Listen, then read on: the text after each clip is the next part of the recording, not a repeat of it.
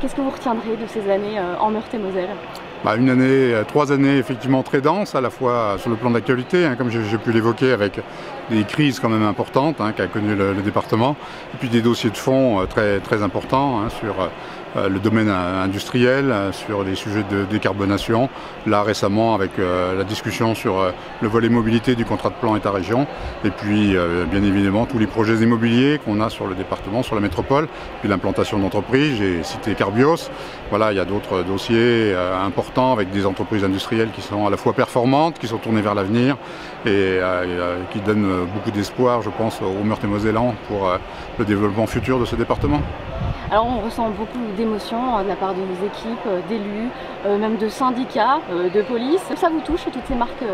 Oui, bien sûr, mais j'ai été aussi présent à leur côté lorsque les manifestations avaient lieu, presque samedi après samedi. Il faut bien évidemment soutenir nos forces de sécurité qui font un travail difficile, qui ont été sur les derniers mois très souvent malmenés, qui ont été sur le pont, que ce soit les policiers, les gendarmes, les sapeurs-pompiers aussi. On l'a vu au moment des émeutes de fin juin, début juillet. Ces trois corps de sécurité ont été très sollicités. Et il est normal que le représentant de l'État leur apporte à la fois un témoignage de gratitude, de soutien et bien évidemment de satisfaction pour le travail qui a été mené durant ces 3 années sous mon autorité.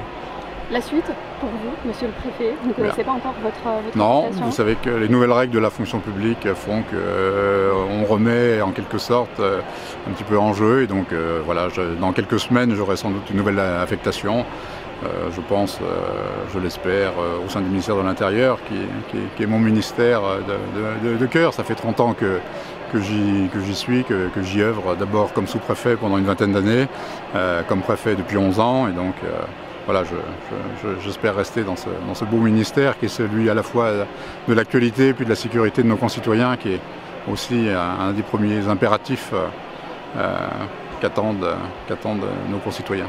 C'est une préfète qui prendra ses fonctions ici, en Meurthe-et-Moselle, à François-Souliman. Oui. Parce que vous aviez quitté l'Ain, c'était également une préfète qui était arrivée aux fonctions pour la première fois.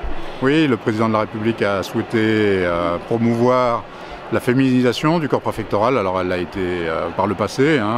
Ici, en Lorraine, on a connu des préfètes à poigne, voilà, pour les plus anciens qui s'en souviennent. Mais c'est vrai que voilà, le renouveau passe aussi par la féminisation et c'est très bien. Moi, j'ai été dans des régions travailler avec François Souliman et donc je suis heureux qu'elle me succède. Peut-être un petit mot de fin.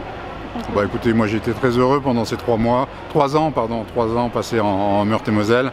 C'est un département vraiment très dynamique, plein de perspectives, comme je l'ai dit, avec une situation du chômage qui s'améliore, même si effectivement individuellement on en perçoit sans doute peu les effets, mais on a quand même une baisse régulière et très soutenue du chômage, un niveau de chômage qui est inférieur au niveau régional, qui est inférieur au niveau national, et des entreprises qui s'installent, et donc tout ça est porteur de perspectives de développement très intéressantes et qui doivent donner confiance aux Meurthe-et-Mosellans dans leur avenir.